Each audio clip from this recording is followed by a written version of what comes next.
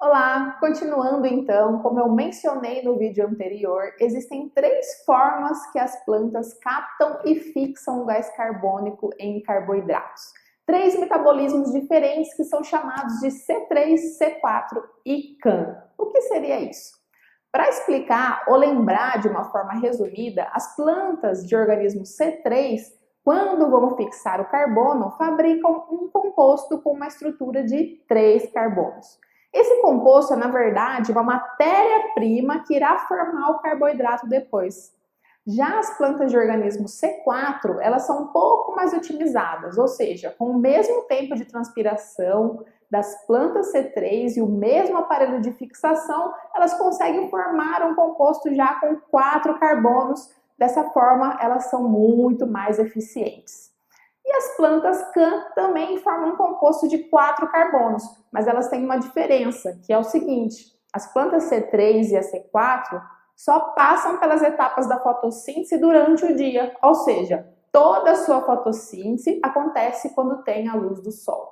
Com a única diferença é que as C4 são mais eficientes nisso.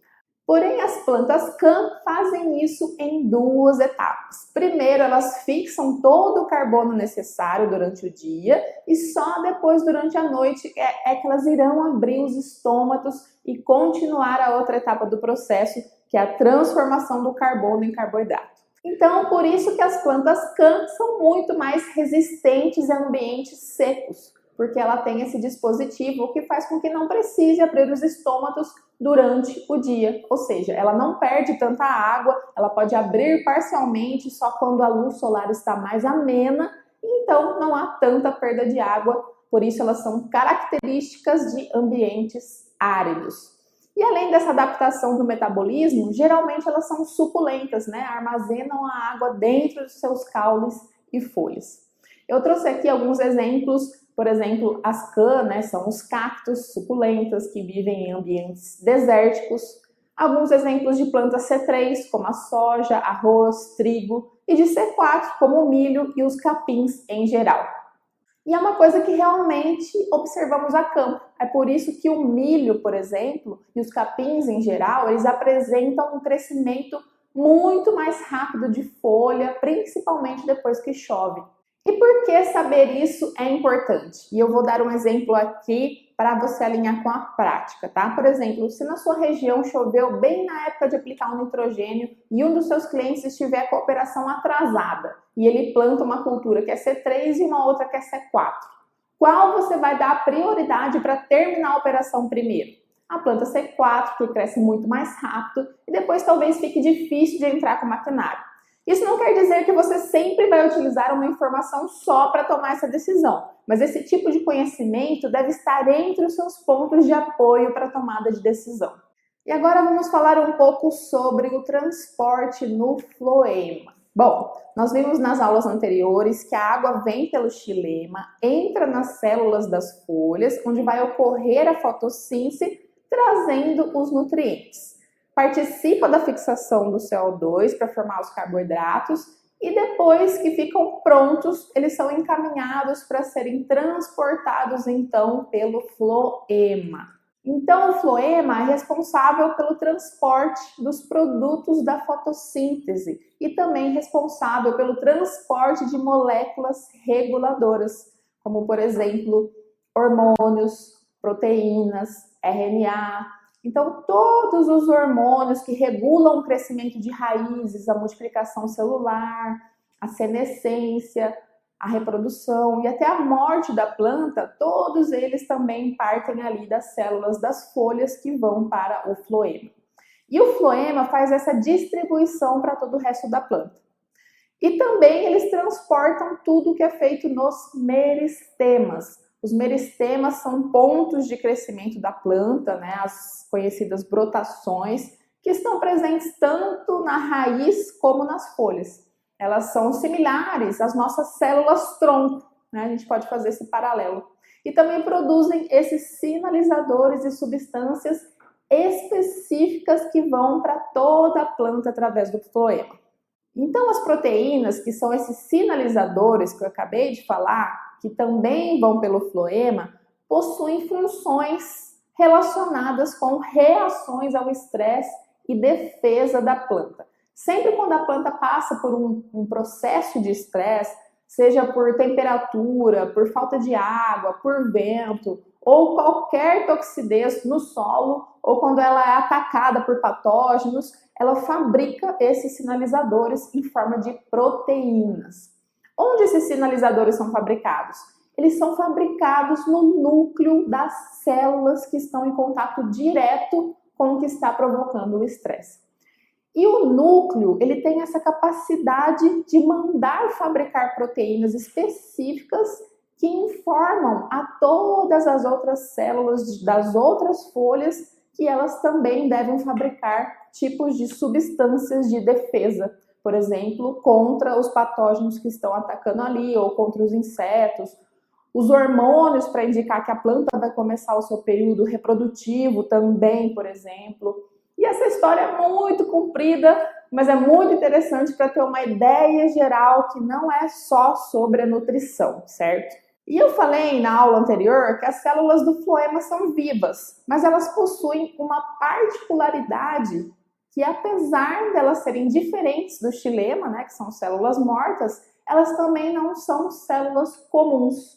Por quê? Porque elas são chamadas, na verdade, de elementos crivados, porque elas perderam algumas organelas no processo de diferenciação para a formação do tecido do floema.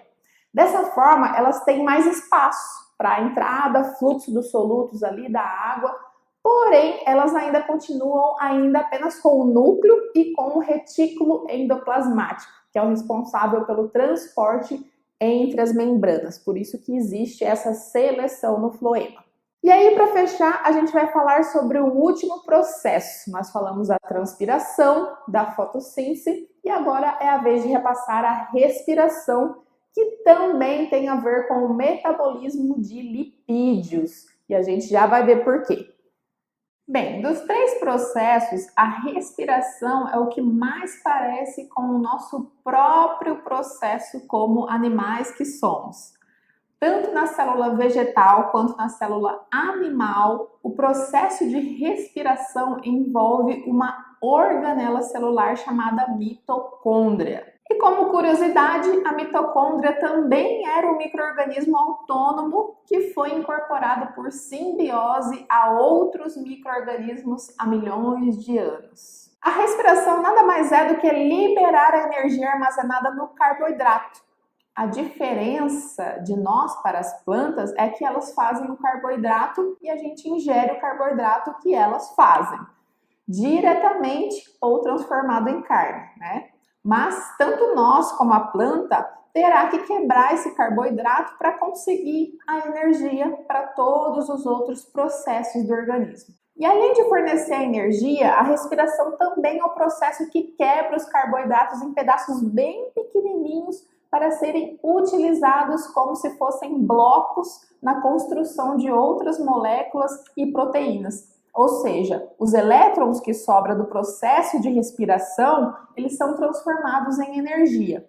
E os blocos físicos que sobram são transformados em outras moléculas. Afinal, na natureza, nada se perde, tudo se transforma. E aí na tela está basicamente o processo de respiração que passa por essas 4 etapas. A armazenagem, o açúcar que veio do floema, que foi feito lá na fotossíntese, que dentro das células é armazenado dentro da organela chamada plastídio. Tudo que não é utilizado vira amido e é armazenado então no plastídio. Existe também outra forma de armazenar, que é um processo mais complexo, que é formar gordura, ou também conhecido como lipídio. Imagina que essa é uma célula da raiz que recebeu o açúcar do floema. Depois que ele recebeu esse açúcar, ela começa o processo chamado glicólise, que nada mais é do que pegar esse açúcar e ir quebrando em hexose, triose, que são os nomes das moléculas menores que formam a glicose, até formar ácido graxo, ácidos orgânicos, que são menores ainda que essas moléculas, e entram em outro processo chamado rota das pentoses, que vai liberar CO2. E aí está uma coisa interessante de se comentar. Na respiração, a gente não troca simplesmente O2 por CO2 de forma direta, né? Nós até utilizamos o O2 na reação, mas o CO2 que nós exalamos e as moléculas de NADPH, ATP, que nós fabricamos como energia pura concentrada, são produtos dessa quebra dos nossos estoques de gorduras e carboidratos. Então, como eu mencionei, aqui mais uma vez, a natureza vai dar um jeito de aproveitar o que não foi utilizado no momento. Pois se ao quebrar um carboidrato em pedaços menores, se esses pedaços não forem utilizados, eles serão transformados em gordura para continuar estocado por mais tempo. Por isso que as gorduras demoram mais para estragar do que coisas açucaradas. E existe aí uma analogia que podemos fazer com o nosso próprio corpo quando ganhamos peso, né? Se a gente consome muito carboidrato. Por quê? Porque ele é uma molécula mais facilmente quebrável e mais facilmente assimilável. É uma obtenção rápida de energia que, se você comparar ele, por exemplo, com a gordura, é como se fosse um papel na fogueira e a gordura como se fosse uma lenha. O papel vai queimar muito mais rápido, vai fornecer aquela energia muito mais rápido, mas a lenha, que é a gordura, vai queimar mais lentamente. Então, se você consome muito carboidrato, você vai ter aquele pico de energia, as suas células vão utilizar de maneira rápida, mas ela não vai consumir mais do que o necessário. E tudo que não for utilizado ali no momento, né, o que sobrou dos processos, vai ser armazenado em forma de gordura. Então, quando você come muito carboidrato, você está forçando o seu corpo a fabricar gordura. Olha que interessante. E quando você come mais proteína ou mais gorduras sadias, você está fornecendo lenha para o seu organismo, porque ele não vai conseguir quebrar isso de forma tão fácil, ou seja, ele vai gastar até mais energia para quebrar isso, e em contrapartida, o seu corpo vai consumir o seu próprio estoque de gordura, porque enquanto você está queimando aquelas gorduras que você colocou para dentro de imediato, né, quebrando, o corpo vendo o que vai usar, o que vai armazenar, ele próprio está utilizando o seu estoque de gordura, né, para quebrar aquilo ali. E é por isso que quando cortamos o carboidrato, então, ou diminuímos, nós vamos emagrecendo naturalmente. Com a planta, é claro, é um pouco diferente, né? A planta é simplesmente um sensor. Ela consome exatamente a quantia que ela precisa consumir e ela não tem uma mente, né, no caminho para complicar as coisas como a gente. Por isso que não existe planta gorda, né? Fora as suculentas, mas aí já é retenção líquida. Resumindo então, o objetivo da respiração é obtenção de energia e fabricação de outros compostos mais complexos que a glicose dentro do organismo.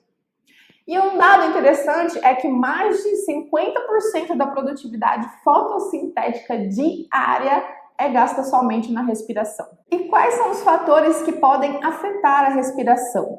Tanto fatores internos, como o tipo de tecido, por exemplo, a gente sabe que tecidos jovens respiram mais que tecidos mais velhos, a própria idade da planta como um todo, quanto também fatores externos, por exemplo, a umidade do ar, temperatura, ou seja, os mesmos fatores que interferem também na fotossíntese e na transpiração. Afinal, todos esses processos estão sempre muito interconectados. Com isso, eu finalizo esse módulo. Espero que essa revisão tenha sido proveitosa para você. Nós teremos agora só mais um módulo teórico, que é o de nutrição de plantas, e depois nós vamos começar mais rapidamente a parte prática do gerenciamento da atividade com a letra P do PDCA.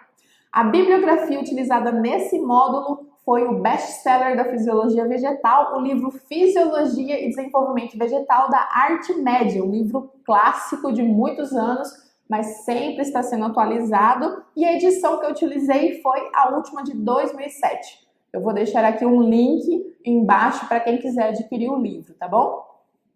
Então, muito obrigada por sua atenção até aqui e até o próximo módulo. Tchau, tchau!